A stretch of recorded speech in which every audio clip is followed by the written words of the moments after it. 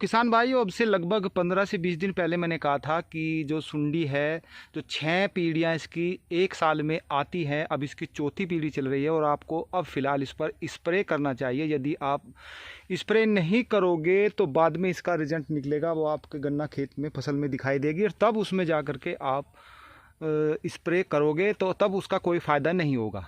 तो मैं अब आपको दिखा रहा हूँ, देखो ये पौधा है, उसका असर अब दिखना चालू हो गया है। जो 20 दिन पहले मैंने कहा था कि इसका 20 दिन बाद रिजल्ट दिखाई देगा, तो ये देखिए इसमें अब सुंडी लगनी चालू हो गई है। ये दिखाई दे रहा है, ये 20 दिन पहले का रिजल्ट है। और उसमें देखो जैसे अब फ़िलहाल बारिश चल रही है, मैंने कहा था कि जो बरसात लगातार होती रहती है तो फंगस भी आती है, आपको दिखाई दे रहा होगा। ये फंगस का भी इसमें दिखाई दे रही है, फंगस भी, और ये सुंडी के लक्षण हैं जो गोल गोल छेद दिखाई दे रही हैं। तो देखो ये बिल्कुल नया पत्ता निकला है, नई पे ये लक्षण दिखाई दे रहे हैं। ये जो पहली तीसरी पीढ़ी थी उसका पौधा नहीं है, ये जो चौथी पीढ़ी आई है, क्योंकि ये नई फ्रेश पत्ते निकले हैं और फ्रेश पत्तों में ही ये गोल गोल छेद दिखाई दे रहे हैं। तो जिन किसान भाइयों ने उस टाइम दवाई नहीं लगाई थी या दवाई लगाई भी थी और उसका पानी का और दवाई का सही रेशो नहीं रहा था, या दवाई नकली थी, या अन्य कोई कारण रहे हों जिस कारण से वो दवाई ने असर आपकी फसल पर ना दिखाया हो, तो उसके कारण से जो उसमें सुंडियाँ थी, जो तितली थी, वो नहीं मरी थी, तो उसने अंडे रख दिए होंगे और वो उसने काम किया है। उसके लक्षण अब दिखाई दे रहे हैं। अब ये मत समझिए कि अब ये बीमारी अब आई है, अब तो ये फंगस की बीमारी है, ये तो ताज़ी है, इसका तो कोई वो नहीं होता। जब पानी भर जाता है तो आप चाहे फंगीसाइड भी लगा ले, तो ये तो देखो जब गोब में पानी भरेगा तो ये तो असर दिखाएगा। अब धूप निकलने लगेगी तो ये इसकी बढ़वार हो जाएगी, तो फंगस ऑटोमेटिक ही हट जाएगी। बात है सुंडी की, देखो ये जो छेद दिखाई दे रहे हैं ये सुंडी के हैं।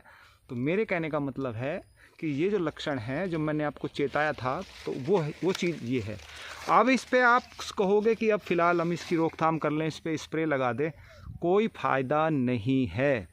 अब जो ये बीमारियां आ गई हैं, ये जो लक्षण इस पर दिखाई दे रहे हैं, इसका अब कोई भी फ़ायदा नहीं। वही मैंने आपको पहले कहा था कि देखो फ़ायदा इसका, अब स्प्रे करोगे तो फ़ायदा होगा, लेकिन जब इसमें बीमारियां लग जाएगी और तब ये लग कर के हटती है, पत्तियां ऊपर को बढ़ती हैं, तब उसकी बीमारी दिखाई देती है, तब स्प्रे करोगे तो कोई फ़ायदा नहीं होगा। इस पर फंगस भी है जिसके कारण से देखो पत्ती पीली पड़ गई है।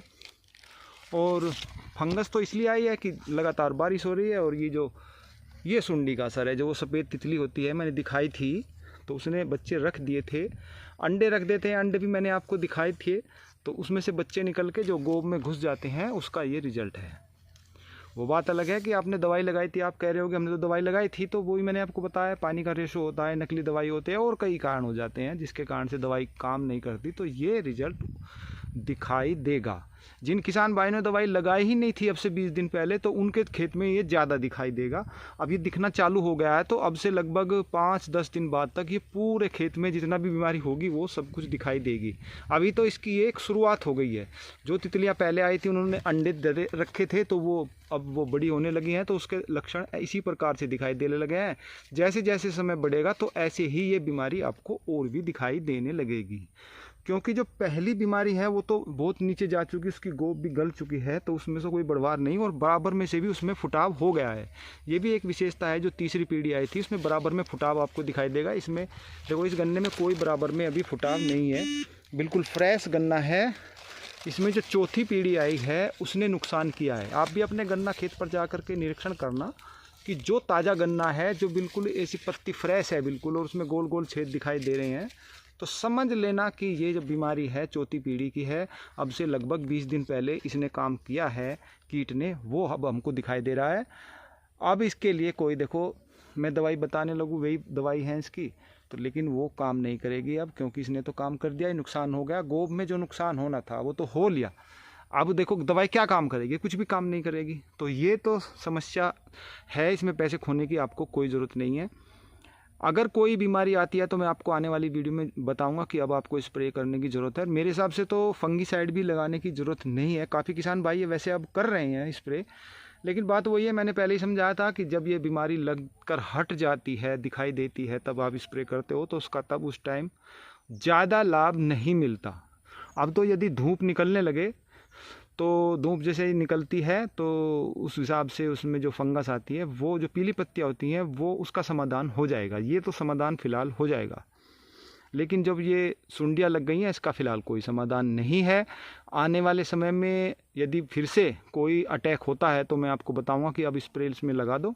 तो उसके लिए हमारे चैनल पर बने रहें, समय समय पर मैं आपको ये जानकारी देता रहता हूँ, क्योंकि दवाई का सही समय पर सही मात्रा में लगाना एक सबसे अच्छा इफ़ेक्ट डालता है वो आपके गन्ना फसल पर। वरना तो यदि आप पैसा भी खर्च कर रहे हो, दवाई भी लगा रहे हो और सही समय पर नहीं लगा रहे, तो उसका रिजल्ट जीरो है, उसका कोई फ़ायदा नहीं होता। अमूमन 2 या 3 टेक्निकल को यदि छोड़ दे तो सभी जो दवाइयाँ होती हैं लगभग 10 से 15 दिन का उनका रिजल्ट होता है। तो सही समय पर दवाई लगना बेहद ज़रूरी है।